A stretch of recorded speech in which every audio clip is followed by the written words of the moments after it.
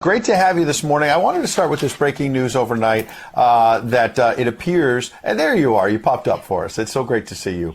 The Daily Mail has a very interesting story that's saying that Vladimir Putin essentially may be running out of bullets, that he might have a week and a half, 2 weeks max. He's losing warplanes, tanks, all the rest of it. He obviously went into this thinking he was going to bulldoze his way through Ukraine. He's obviously caused a lot of destruction. Don't want to minimize the fact there's over 2 million refugees. But this has not gone as well as Vladimir Putin expected. I don't buy it for a second, Ed, I'll be honest with you. I really think that there's so much misinformation.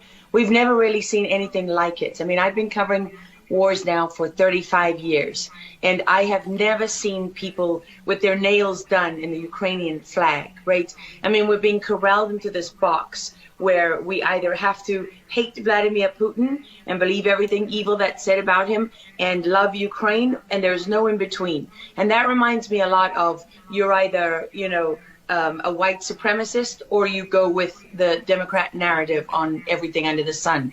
So Vladimir Putin knew exactly what he was doing when he went into Ukraine. The Russian military isn't perfect. They, for example, I've spoken to multiple defense specialists and intelligence specialists from a Defense Intelligence Agency who've studied the Russian military for years.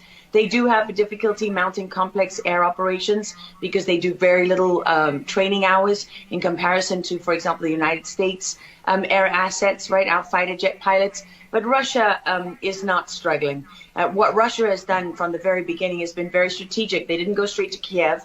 They went to all those bioweapons laboratories that are scattered all over the country. Some of them they built, so they know where they are. They've known where they are since the Soviet Union, because under the Defense Threat Reduction Program, we went in after the fall of the Soviet Union and supposedly turned those facilities from bioweapons labs into public health labs.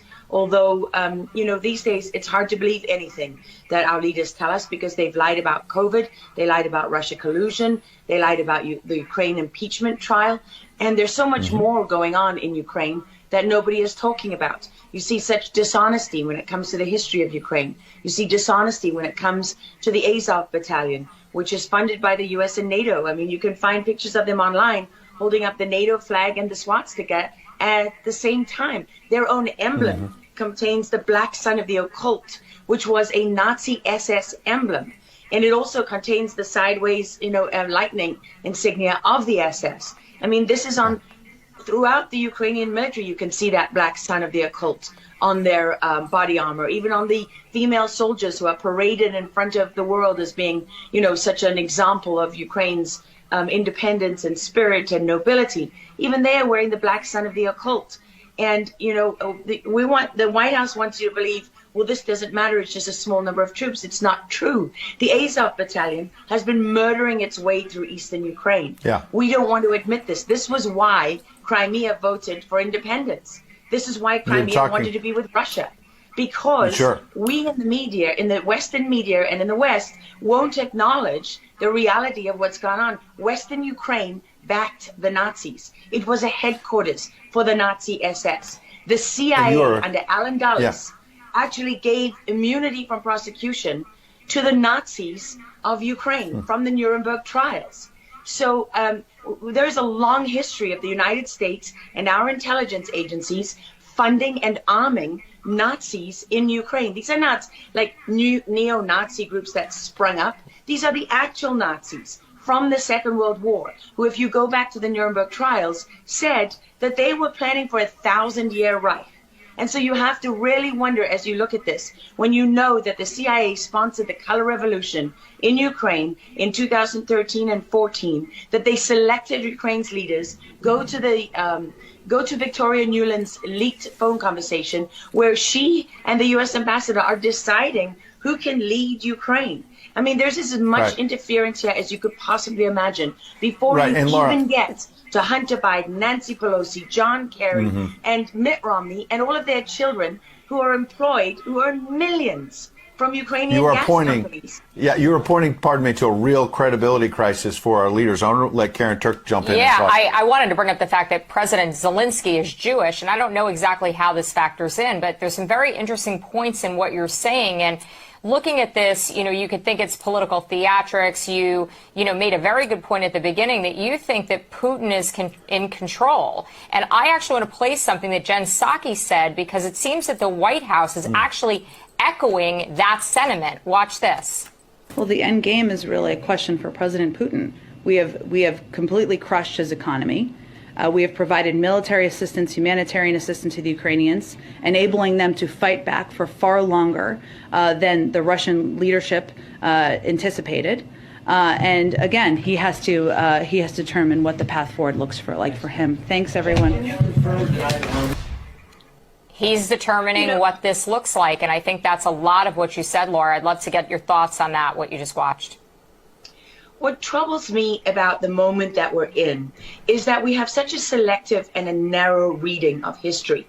President Zelensky may be Jewish, but he's not the only one in this who suffered during the Second World War, whose ancestors suffered, right? I mean, look at Putin. How many relatives did he lose in the siege of St. Petersburg?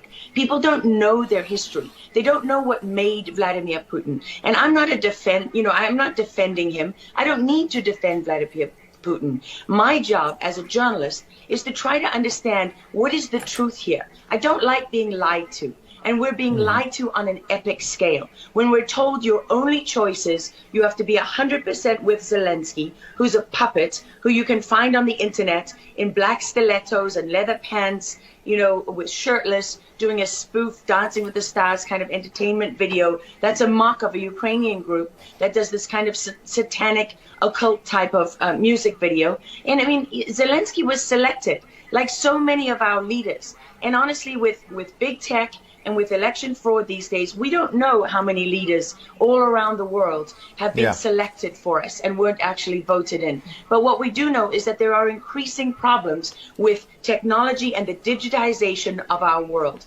Because look at what's happening with COVID. Look at what has happened globally. We are fighting the same battles all over the world. To pretend that this war is about Russia and Ukraine is just a barefaced lie.